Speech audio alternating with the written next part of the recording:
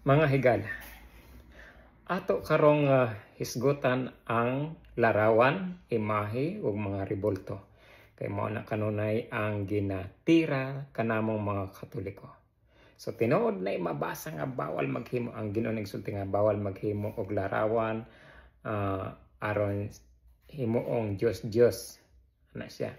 Pero ato usang basahon ning Exodo 25 bersikulo 18.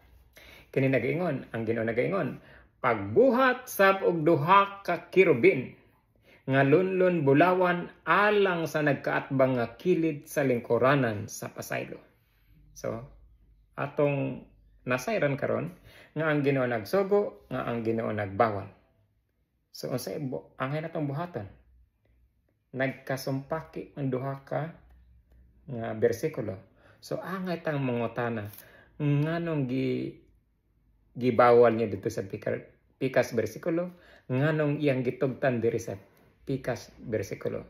Adunay mga rason mga higala.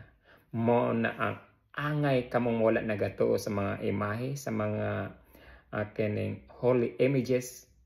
Angay mo mag-research, angay mo mangutana nganong nasulti na sa Ginoo. Dili kay one-sided ra. Kamo one-sided ra kayo mo. Dili yun ang pagtuon sa Biblia. Okay? Amen? Amen.